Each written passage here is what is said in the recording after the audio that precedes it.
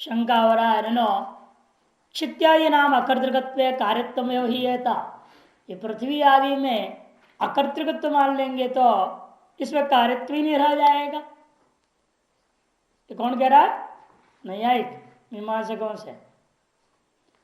उपादान निमित्त असमवायी भेद त्रिविध कारण, क्योंकि न्यायिक कहता हमारे मत में उपादान में समवाय कारण, निमित्त कारण और असमवाय कारण, तीन प्रकार के कारण होते कोई भी कार्य के प्रति। तत्र यत् कार्यमपि स्वात्मते उपादत्ते तद उपादान कारणम यथा तंतोपटस्य। जो वस्तु कार्यमपि स्वात्मते उपादते, कार्य को भी अपने स्वरूप में समाधान कर ग्रहण कर लेता है, उसको उपादान कारण कहते हैं। जैसे तंतु पटस्य, कपड़े के प्रति तंतु उपादान कारण है, क्योंकि तंतुओं में ही वह कपड़ा रमा हुआ है, बाहर है नहीं अलग। इसे कहते स्वात्मतया उपादत्य, कार्य को अपने आत्मरूपेण ही ग्रहण किया हुआ है, जो उसको कहते हैं उपादान कारण अर्थात समय कारण। अर्थात दृष्टांत क्या है?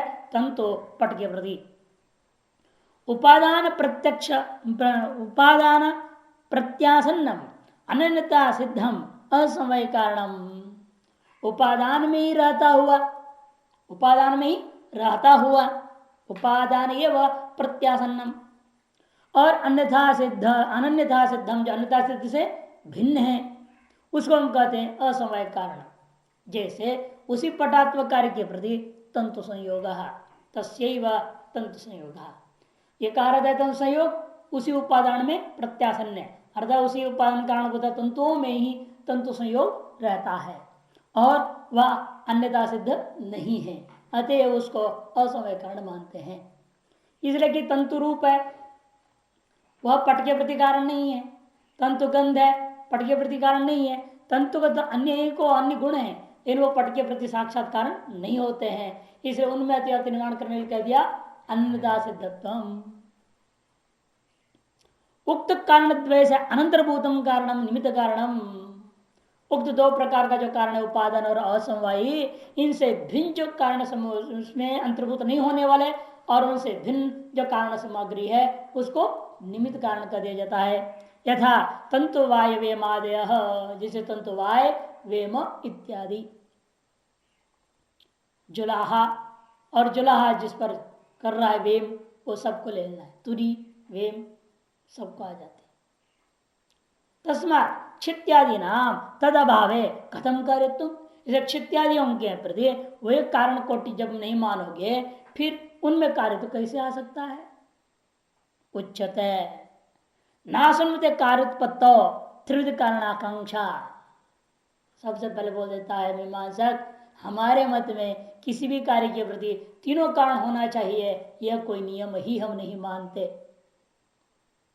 तीनों कारणों से कार्य उत्पन्न होता है, हम नियम नहीं मानेंगे। फिर क्या होगा? क्योंकि हम क्या कारण क्या है? कद हम ज्ञातता को एक कार्य मानते हैं। ज्ञातता क्या है? एक कार्य। भूतकालीन विषयों का भी ज्ञान होता है ना, भूतकालीन विषय का ज्ञान होता है, उस विषय में ज्ञातता रहेगी कि नहीं रहेगी? और विषय है क्या? अभी तो भूतकालीन विषय, विषय तो है नहीं, अर्थात समय कारण है नहीं। जिस विषय में ज्ञातता पैदा हो रहा है वो विषय तो है नहीं, और ज्ञान रूपी कारण ने उस विषय में ज्ञातता पैदा कर दिया जो विषय है नहीं, नष्ट हो चुका है, भूतकालीन है। भावी कार्य है वो भी उत्पन्न हुआ नहीं ना, उसका भी वो ज्ञान होता है। यह भूतले घटो भविष्यति, भविष्य में इस मृतिका में या इस भूतल के ऊपर घट रहेगा, या इस मृतिका में घट पैदा होगा। ऐसे स्थलों में क्या हो जाता है? भविष्य क्या कर आपने भावी घट को लिया, भावी घट में है क्या, यानी उसका भी ज्ञान हुआ तो ज्ञान कैसे हो सकता है? उसमें ज्ञातता पैदा होना पड़ेगा ना, और ज्ञातता रूप कार्य उस भावी घट में भूत घट में पैदा हो गया कि नहीं हो गया? और भावी घट भूत घट है नहीं, वहां पैदा हो रहा है कौन? ज्ञातता। कैसे पैदा हो गया? इसलिए उपादान कारण के बिना भी कार्य पैदा हो जाते हैं, ज्ञातता रूप कार्य पैदा हो रहा है, लक्षण है। देखो आप जो करें ना, कार्य को उसमें रहना ही जरूरी है। उपादान कारण उसे कहते हैं जो कार्य को अपने आत्मसात कर लिया हुआ होगा, और ज्ञातता को घट ने आत्मसात कर लिया, भूत घट ने भावी घट ने। और रहता तो विषय में ही ज्ञात होता, ज्ञान में तो होता नहीं। ज्ञान बल्कि विषय में ज्ञात को पैदा करता है। इसलिए कहते हैं जायते ही भूत भविष्यतो विषय समवाय असमय निरपेक्षण निमित्त मात्रेण ज्ञानेन प्राकट्य विधान कार्यम।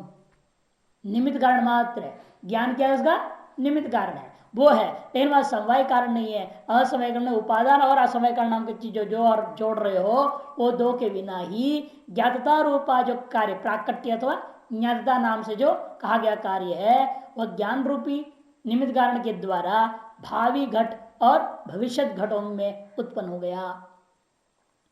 इसलिए नियम यह होना चाहिए कोई भी कार्य हो कुछ न कुछ कारण होना चाहिए। तीन कारण होना चाहिए, कोई जरूरी नहीं।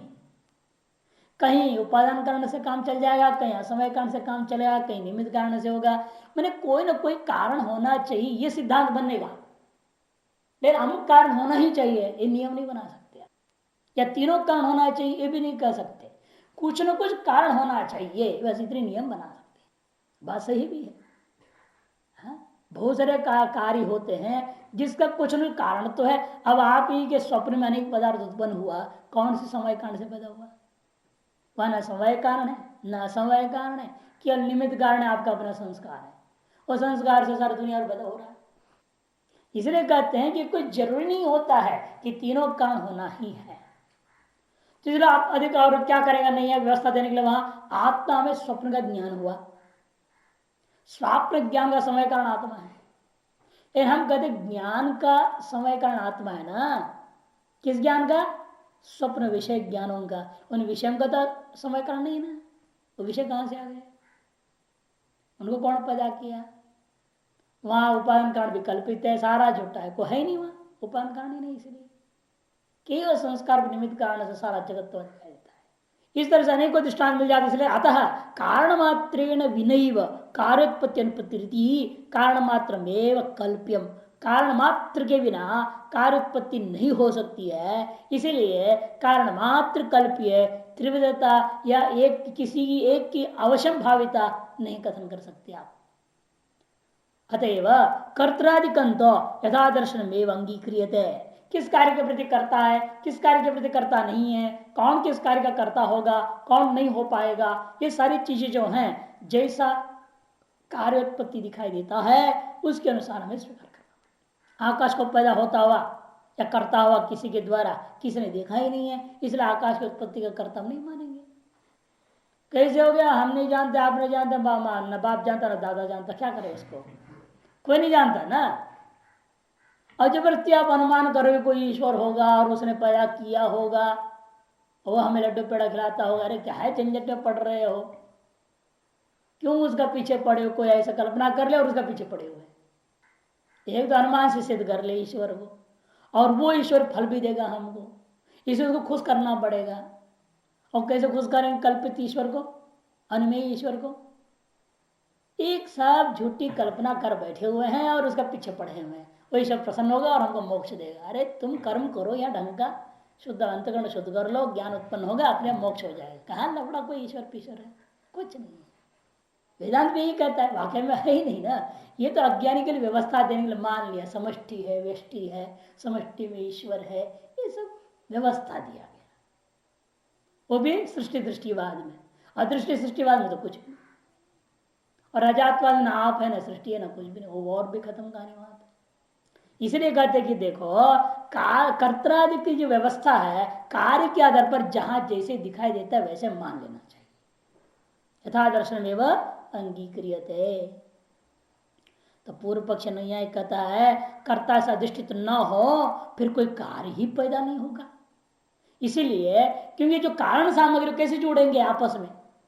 जैसे कुड़ाल ना हो, वो चक्र अपना घूम जाएगा, डंडे अपने आप आ जाएंगे, चक्के पर चढ़ जाएंगे। जिस सिनेमा में जैसे दिखा देते हैं वैसे हो जाएगा कि अपने आप सब हो रहा है।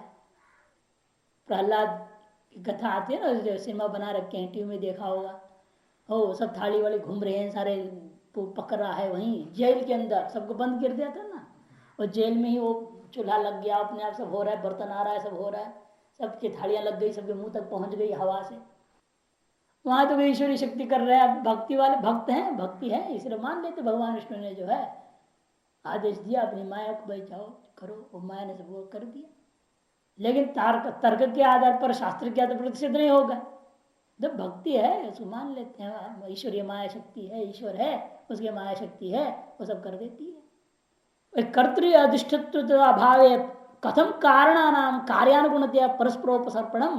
पूर्व पक्ष न्यायिक पूछता है, कर्ता से अधिष्ठित न हो तो फिर ये जो कारण है वे कार्य के अनुरूप परस्पर कैसे आपस में मिलजुल कर काम करके कार्य को पैदा कैसे कर देंगे। उधर से डंडा आ रहा है, चक्र घुमा रहा है, फिर मिट्टी अपने आप मिल गया, वो अपने आप आके पिंड बन के वहां बैठ गया, पिंड अपने आप घूम गया, और फिर अपने आप घड़ा बन के आ गया, अपने आप सब हो जाएगा बिना करता चेतन कुंभकार का। कहते हैं हमने पहले बोल दिया है आपको, जहां जैसे वैसा मानना पड़ता है, वहां कुंभकार है, कुंभकार मान लो कारण है। इसलिए कि सर जगत के प्रति वैसे होना, कुंभकार कोई होना चाहिए, कोई प्रजापति होनी चाहिए, कुछ होना चाहिए, ऐसा अनुमान कर लोगे। कहते न नहीं नहीं तंतु वाय मंत्रेण तंतु तुरी प्रवृत्त पटोत्पत्ति परस्पर उपसर्पंती।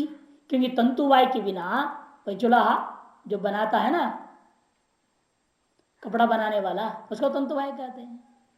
वो जो है उसके बिना तंतु तुरी वेम आदि सारे के सारे अपने आप झटपट मिलजुल करके पटोत्पत्ति के लिए परस्पर गुम चलता हुआ देखने को नहीं मिलता।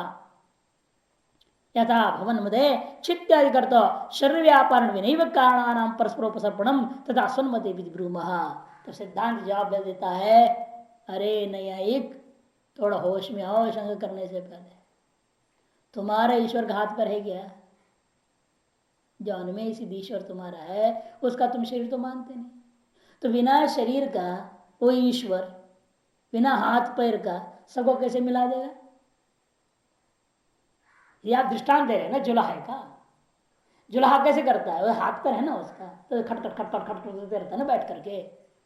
या कुंभकार है, वो हाथ पर चलाता सब करता है। और तुम्हारे ईश्वर जो है शरीर तो है नहीं, इसे भी नहीं कहते तो खड़ा है बैठा है, कुछ भी नहीं बोल सकते ना। जब शरीर नहीं, हाथ पैर नहीं, तो कैसे बोले बैठ किया या खड़ा होके किया? कहीं खड़ा होने के तो पैर चाहिए और पैर तो है नहीं, तो कैसे किया उसने? फिर उस ईश्वर की सत्ता में सारे उपादान कारण अपने आप चल फिर करके मिलजुल कर सारा जगत को कैसे पैदा कर दे तुम्हारे ईश्वर की सत्ता में।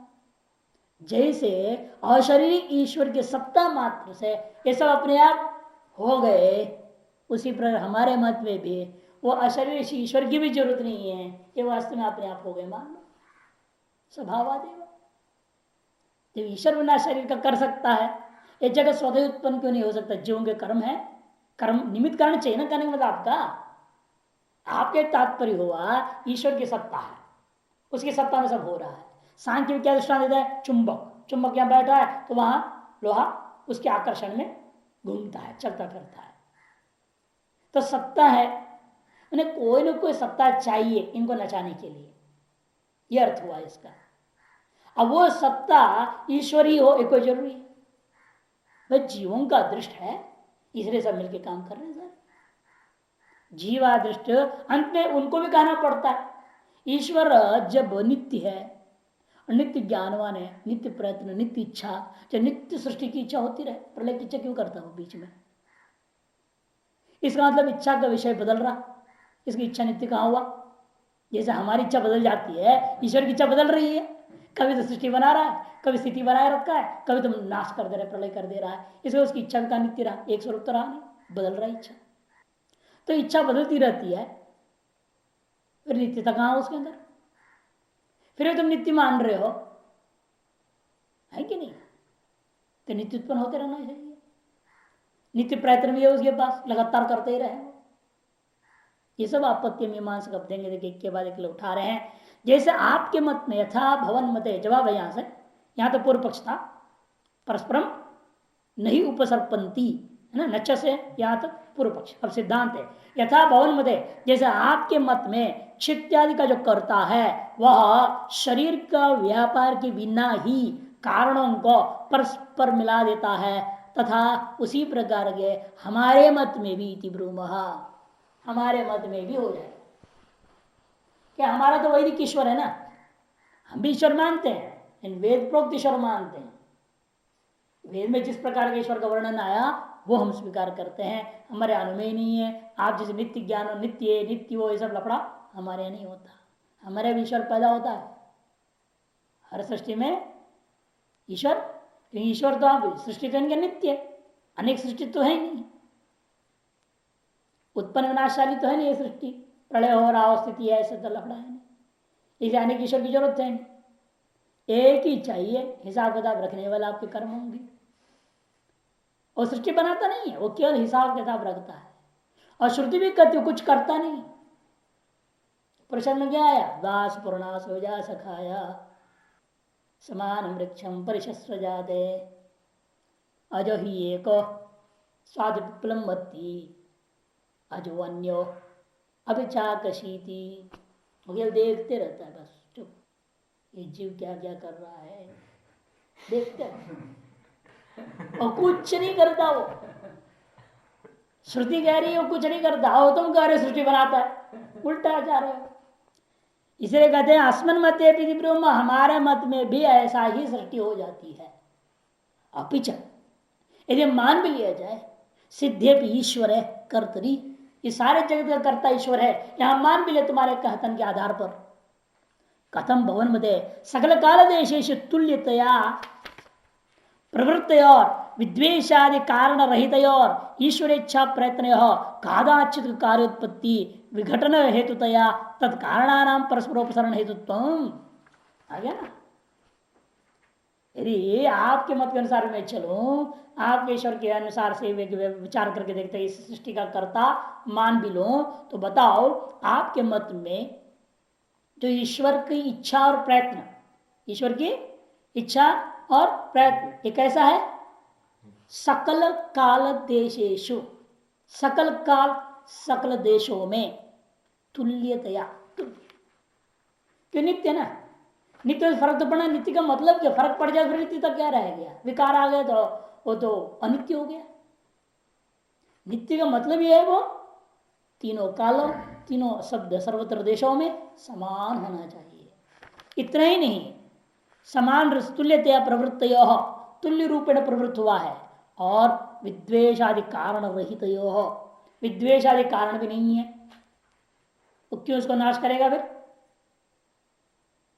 ऐसा जो ईश्वर इच्छा प्रयत्न कादाचित कार्योत्पत्ति विघटन हेतुतया, कभी कार्योत्पत्ति कर देता है, कभी कार्य का विघटन करने के प्रति कारण कैसे हो सकता है। तत्कारणानाम परस्पर हेतुत्व, कारण होता हुआ उस सृष्टि की उत्पत्ति के अनुकूल कारणों का और सृष्टि के नाशानुकूल कारणों को आपस में जैसे जोड़ लेता है वो, तब आपको कहना पड़ता है तत्त भोगाधिकृत तत्त चेतनगत तत्त अदृष्ट परिपाक वैशायति चेत। तब नया एक जवाब देगा इस शंका का। ये मीमांसक ने शंका किया ना, आपके ईश्वर जब नित्य है, इच्छा नित्य प्रयत्न वाला है, तो तीनों ही कालों में सकल देशों में उसकी इच्छा प्रयत्न समान है, समान से प्रवृत्त जब हो गया और राग द्वेष आदि कुछ भी नहीं है, तो क्यों कभी सृष्टि करता है, कभी जब घटन करता है उसके अनुरूप संकल्प क्यों कर देता है वो। उसका जवाब कहता है भाई उसकी अपनी इच्छा से संकल्प नहीं कर रहा है, न अपने प्रयत्न से को कोई उत्पत्तियां नाश करता है। निमित्त कारण क्या है उसके पास, कहते हैं तत्त भोगाधिकृत, सृष्टि के भोग के अनुकूल, स्थिति के भोग के अनुकूल जो जीव है, प्रलय के भोग के अनुकूल जीव रहते उस समय में, तत्त भोग में से अधिकृत तत्त जो चेतनगत तत्त जीवों में विद्यमान तत्त अदृष्ट की परिपाक के वजह से हो जाता है। आगे ना, जीवों को लाए बिना कोई व्यवस्था तो दे नहीं सकता है, नहीं तो ईश्वर में वैश्य सब दोष आ जाएगा, है कि नहीं। और वैसे करता रहता है पागल है वो, कभी कर देता है कभी नष्ट कर देता है, अपनी मर्जी करते हैं उल्टा सीधा। तो आपको कहना ही पड़ता है, इसलिए निमित्त तो जोड़ना ही पड़ेगा, जीवों के अदृष्ट के अधीन वो सृष्टि करता है, स्थिति करता है, प्रलय करता है। तब कहते हैं यदि ऐसा जीव दृष्टि की वजह से सीधे क्यों नहीं होगा, उसमें ईश्वर की जरूरत है। फिर ये निमित्त है, इन निमित्त कारण से सीधे ही सृष्टि हो जाए क्यों नहीं कहते हो, उस निमित्त को लेकर ईश्वर दूसरा निमित्त बनेगा, और वो ईश्वर के अंदर क्या होता है, उस निमित्त की वजह से ऐसे संकल्प हो जाते हैं और वो सृष्टि करेगा, ऐसे क्यों। आखिर में जीवा दृष्टि क्या है? वो भी चेतना दृष्टि है ना। आप ही ने कहा तत्त चेतन गत तत्त दृष्ट, वो भी तो चेतन है, जड़ तो है नहीं। ये जड़ होता तो आप कह सकते भाई वो जड़ है वो नहीं कर सकता है, इसलिए ईश्वर चेतन की जरूरत है।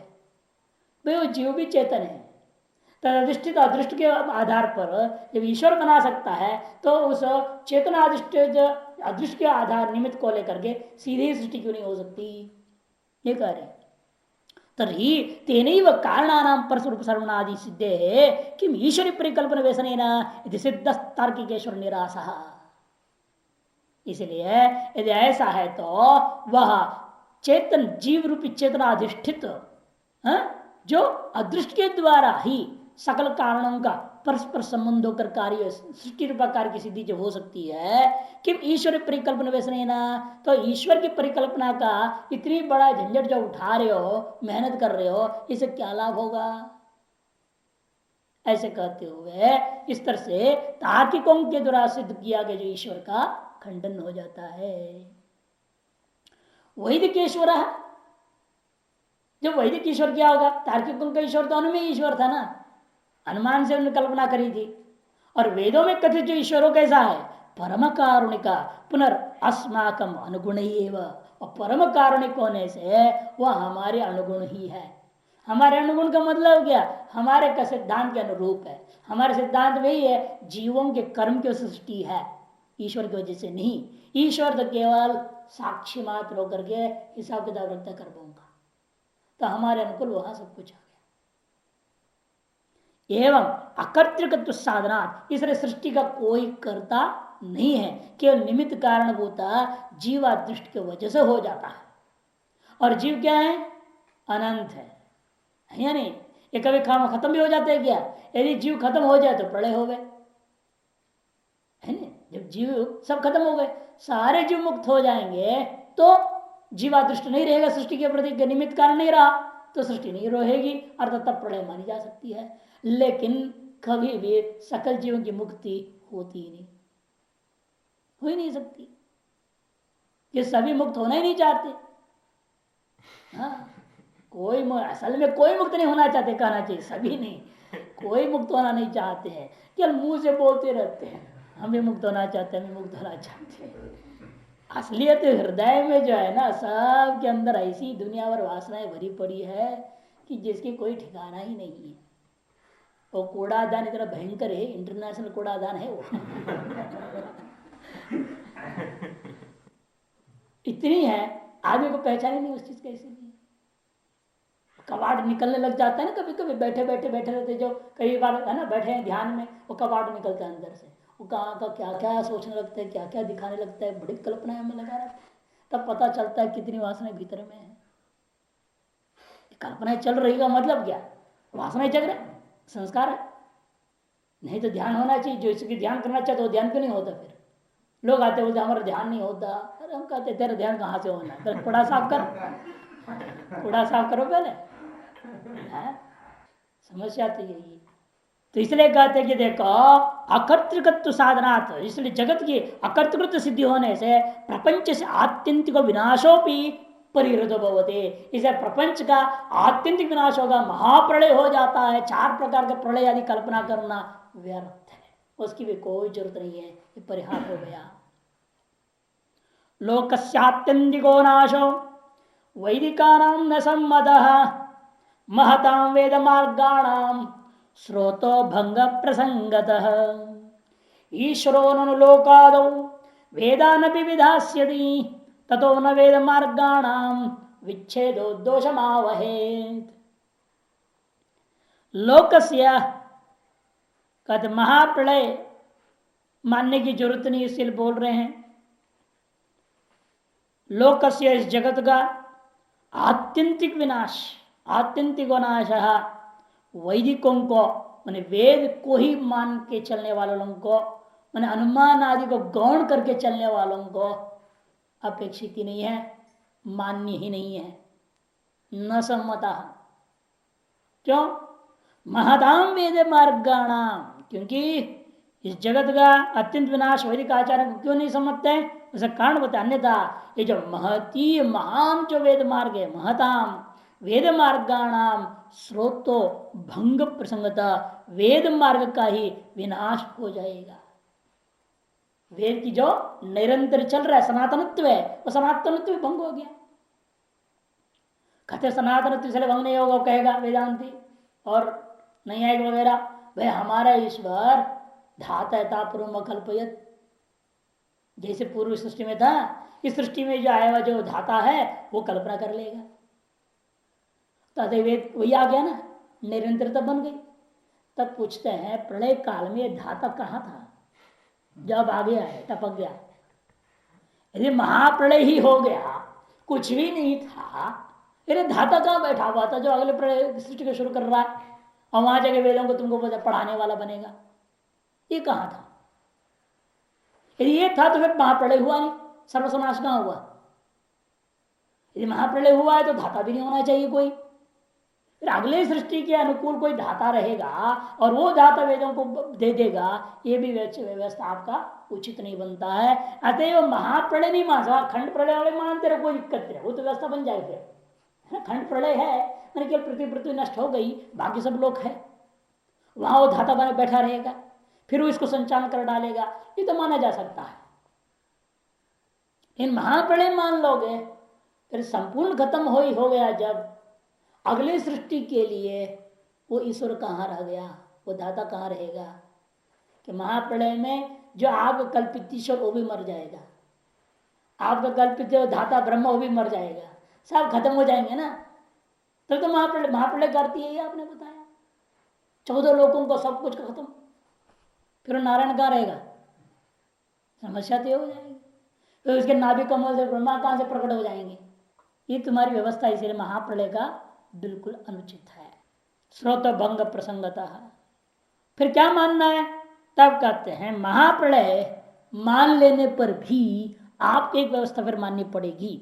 वैदिक मार्ग का विनाश जो प्रसक्त नहीं होता, ईश्वर नलोकादो वेदान विधास्यति, क्योंकि पुनः सृष्टि के आरंभ में ईश्वर वेदों का भी निर्माण कर देगा। ननु पूर्व पक्ष है, ये श्लोक में ही दे दिया पूर्व पक्ष को।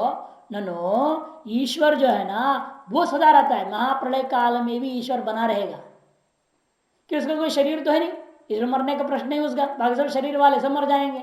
इसलिए नैयायिक बोलते हैं कि हमारे ईश्वर कोई शरीर ही नहीं है, ईश्वर बना रहेगा, बिना जगत का भी वो बना रह सकता है। महाप्रलय काल में भी हमारा ईश्वर बना रहेगा, कल्पित है, अनमेय है, वो बना रहेगा। और वो ईश्वर इस सृष्टि के आदि में, लोकादम ने सृष्टि के आदि में इन वेदों को विधान कर देगा। इसलिए तथा न वेद मार्गाण विच्छेद दोषमावहित, इसलिए वेद मार्गों का विच्छेद रूपा जो दोष है वह नहीं आएगा। इतना ही नहीं, वो अनुमान भी करता है, प्रयोगस्य भवति वेदवाक्यानि पौरुषयानि वाक्यत्वात् भारत आदि वाक्य वदिति। समस्त वेद वाक्य कैसा है? पौरुषय। देखो अपौरुषय तो हम लोग निषेध किया है पहले मीमांसक ने, एक कहता है पौरुषय है, ईश्वर निर्मित है, वो वाक्य होने से महाभारत आदि वाक्यों के समान अनुमान कर दिया। अत्र वदामः, इस विषय में हम अब जवाब देते सिद्धांति। सोपाधिकम विरुद्धंच विशेष प्रतिहेतु वाक्यत्व नैव वेदानाम पौरुषेयत्व साधकम। यह आपके अनुमान आपके अनुमान का जो हेतु है दो दोषों से ग्रस्त है। एक तो यह हेतु सोपाधिक है, हेतु क्या है? सोपाधिक होने से व्याप्यत्व सिद्ध हेतु है, और दूसरा हमारे पास सत प्रतिपक्ष अनुमान भी है। विशेष प्रतिहेतु भी विरुद्धंच, विशेष जो प्रतिहेतु माने विरोधी दूसरा हेतु के द्वारा आपके हेतु रोका, विरोधी पर विरुद्ध किया जाता है, अर्थात सत प्रतिपक्ष है। कल बताया नाम बताया था, प्रतिहेतु विरुद्ध नाम से सत्य प्रतिपक्ष नाम है। वो प्रकरण सम भी कहते हैं, प्रतिहेतु विरुद्ध भी कहते हैं। वही कहा विशेष प्रतिहेतु भी विरुद्धंच, विशेष प्रतिहेतुओं के द्वारा विरुद्ध है आपका हेतु, अतएव आपके सत प्रतिपक्ष दोष से ग्रस्त हो गया। दो दोषों से ग्रस्त आपका हेतु है। अतएव वेदों के अंदर पौरुषत्व की सिद्ध करने में आपका वाक्यत्व तो सक्षम नहीं है। क्या उपाधि है? कहते देखो, प्रमाण वाक्या नाम पुरुष स्वातंत्र, प्रामाणिक वाक्यों में भी, जैसे महाभारत है प्रामाणिक वाक्य है, पुराण है प्रामाणिक वाक्य है, इन प्रामाणिक वाक्यों में भी पुरुष की स्वतंत्रता मानने का पीछे एक और निमित्त कारण भी है। वह पुरुष पहले किसी से पढ़ा है। वह कहते अक्षादि प्रमाणांतर उपलक्ष्य मूलत्व है। अक्षादि प्रमाणांतर माने वह या तो प्रत्यक्ष देखा है, ऋषियों ने तपस्या करके प्रत्यक्ष अनुभव किया है, तो प्रत्यक्ष देखा उन्होंने तब लिखा। तो प्रमाणांतर सापेक्ष है महाभारत आदियों में। बल्कि वाल्मीकि के बारे में, व्यास के बारे में सब में है ना, वो सरस्वती स्तोत्र में नहीं आता है। मूक हो गए सब, जब प्रश्न पूछा अगले ने जवाब भी नहीं दे पाए, कुछ नहीं। तो सरस्वती के ध्यान किए तब उनके सामर्थ्य हुआ जवाब देने का। माने सरस्वती कृपा के बिना वो भी नहीं बोल पाए, कुछ नहीं कर पाए। ततो जिम उदीरयेत, महाभागवत में है ना, सरस्वती की भी जय जयकार करना चाहिए, व्यास जी स्वयं बोलते हैं। तो इसलिए कहते हैं कि देखो यहां पर भी आप समझो उपाधि है। वे जो भी पौरुषेय वाक्य होता है वो प्रमाणांतर अधीन होता है।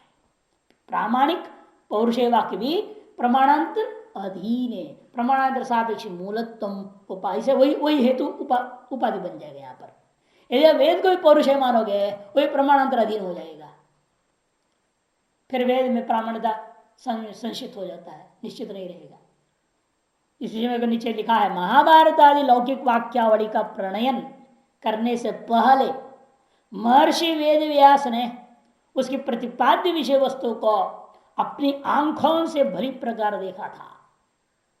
अपने आंखों आदि से, आदि समझ लेना, आदि से अनुभव किया है, तब उसने लिखा है। कल्पना नहीं थी, इसलिए आज तक वो जिंदा है। कल्पनाएं खत्म हो, भूल जाता है आदमी, वो टिकती ही नहीं। कितने उसके बाद साहित्यकार पैदा हुए, मर गए नहीं, कितने ग्रंथ लिख डाले, वो सारे ग्रंथ खत्म ही हो गए, किसका नाम भी किसको याद नहीं। लेकिन इनके तो नाम चल रहे, अभी तक लोग पढ़ रहे हैं और अभी भी उससे ज्ञान प्राप्त करते आनंदित होते हैं, क्योंकि वो जीवंत है, ग्रंथ है। जीवंतता उसके अंदर क्यों है? वह अनुभव पूर्वक लिखा हुआ है। इसे कहते हैं अक्षादि, आंखों से भाई प्रकार देखा था। अतः ये नियम बन गया, प्रत्यक्षादि प्रमाणांत गृहीतार्थ पूर्वकत्व। महाभारत में है ना आपके, कहा महाभारत दृष्टांत में आपके दृष्टांत कैसा है? वहां पर आपका साध्य पौरुषत्व है। महाभारत कैसा है? पौरुषेय, व्यास के द्वारा निर्मित है। और वहां क्या है? प्रमाणांतर गृहित, प्रमाण प्रत्यक्षादि प्रमाणांतर गृहित अर्थपूर्वक रूपा हेतु भी विद्यमान है। अतः वह नियम बन गया, यत्र यत्र प्रत्यक्षादि प्रमाणांतरा गृहितार्थकत्व तत्र तत्र पौरुषेयत्व, यथा महाभारत।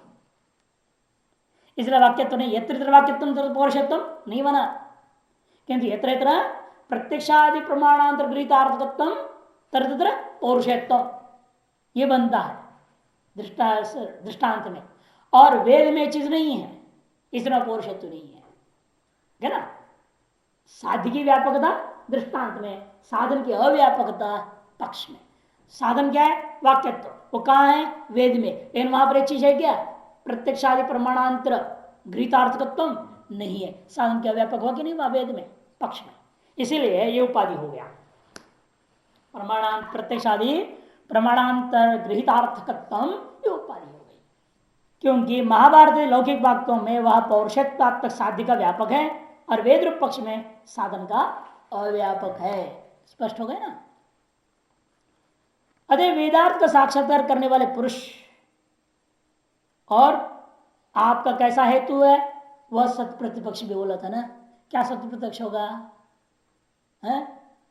वेदा अपौरुषेया, आपने कहा वेदा पौरुषेया वाक्यत्वा, हम कहते वेदा अपौरुषेया। क्यों? क्योंकि जो है वहां सत्प्रत्यक्ष दोष हेतु सत्प्रत्यक्ष हेतु यही हेतु दे देना जो उपाधि है, ये हेतु बन जाएगा अपौरुषेया। क्योंकि वो कैसा है? प्रमाण गृहीतार्थ पूर्वकत्व भावात, इसका अभाव दे देना, ये जो उपाधि का अभाव को हेतु बना, प्रमाणांतर गृहीतार्थ पूर्वकत्व भावात, ये हेतु हो गया। यन्यम तन्यमिता महाभारत आदि, जो प्रमाणांतर गृहीतार्थकत्व का अभाव वाला नहीं है, अर्थात प्रमाण गृहीतार्थकत्व है जहां जहां वहां पौरुषत्व भी नहीं है, अर्थात पौरुषत्व है, जैसे कि महाभारत। इस तरह से प्रतिपक्ष बन जाता है।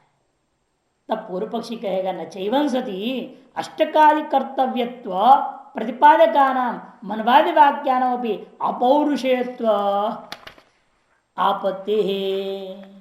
फिर तो अष्टकार्य कर्तव्यता को प्रतिपादन करने वाले मनवादियों के वाक्यों को भी अपौरुषेय मानना पड़ेगा, क्योंकि वेद में अष्टका श्राद्ध का मंत्र है, लेकिन अष्टका श्राद्ध का विधि नहीं है। विधि तो मनवादी स्मृतियों में आया, इसलिए इस विधि को भी का आधार बना करके पूरे मनुस्मृति को अपौरुषेय कह दो। फिर पूर्व पक्षी कहता है प्रमाणांतर गृहीतार्थ पूर्वकत्व को यदि पौरुषत्व का प्रयोजक माना जाता है, तब अष्टका श्राद्ध आदि के विधायक मनवादी स्मृति वाक्यों को भी अपौरुषेय मानना पड़ जाएगा। तब कभी आपत्ति नहीं हो सकता। क्यों नहीं हो सकता? क्योंकि तेषाम अपि वेद वाक्य रूप मानांतर उपलक्ष्य मूलत्वात्, क्योंकि वे भी प्रत्यक्ष आदि से इतर प्रमाण कौन हो गया? वेद नामक वाक्य रूपा प्रमाण, उस प्रमाणांतर के द्वारा उपलक्ष्य वाला मूल वाला होने से, क्योंकि आपत्ति इसलिए नहीं हो सकता क्योंकि ये भी प्रमाणांतर अनुग्रहित हो गया ना। कहने मतलब क्या हुआ? मनवादी को स्मृतियां वेद रूप प्रमाण के अधीन है, इसलिए प्रमाणांतर से गृहित ही हुआ, अगृहित कहां है? और हमने क्या कहा था पौरुषत्व प्रमाणांतर से गृहितार्थकत्व का अभाव होना चाहिए, और मनुस्मृतिकार ने जो बनाया है उसके आधार क्या है? वेद। वेद समेत प्रमाण है, जब प्रमाणांतर गृहित अर्थ को ही कथन कर रहा है, उसे भिन्न को नहीं कथन कर रहा है, इसलिए उसे पौरुषत्व आएगा, अपौरुषत्व नहीं आएगा। आपत्ति तक पूर्व पक्ष है, तेषाम अपि से सिद्धांत है। आपत्ति तक जो बोला है वो पूर्व पक्ष बोल दिया। उसका सिद्धांत कहता है तेषाम अपि वेद वाक्य रूप मानांतर उपलक्ष्य मूलत्वाद, क्योंकि उसमें भी आपका लक्षण घट रहा है कि हमने क्या कहा था पौरुषत्व के प्रति हेतु प्रत्यक्षादि प्रमाणांतर गृहीतार्थ वाला होना चाहिए, और प्रत्यक्षादि के अंतर्गत आदि से क्या लेना? वेद भी प्रमाणांतर से गृहीत अर्थ को कथन करता है, तो क्या हो जाएगा? वाक्य पौरुषेय हो जाएगा।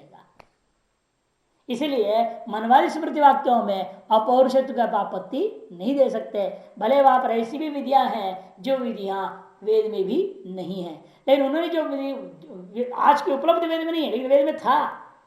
यदि वेद में ना होता तो मनुस्मृति कहां से लाते? वेद में था, लेकिन आज उपलब्ध जो वेद है उस वेद में भले हमको वह विधि नहीं दिखाई दे रहा है, किंतु वेद मूलक होने के कारण से वो स्वीकार होता है। नहीं तो अपने आप बोल नहीं सकते ऐसी कोई विधि, वो विधि को कौन मानेगा? और वेद में उसकी विधि थी, और प्रथम वर्तमान उपलब्ध वेद में उपलब्ध नहीं हो रहा है, इसमें कैसे प्रमाण हो जाएगा? क्योंकि आज उपलब्ध वेद के अंदर अष्टका श्राद्ध संबंधी मंत्र तो उपलब्ध है ना, और मंत्र कहां से आया? यदि विधि ना हो तो मंत्रों का क्यों वहां पर विधान कर रहे हैं? ये सब विधि भी था, आज उपलब्ध वेद में से लोप हो गया है, यह मानना पड़ेगा। अष्टका श्राद्ध क्या है क्या नहीं, इस पर कल विचार करें।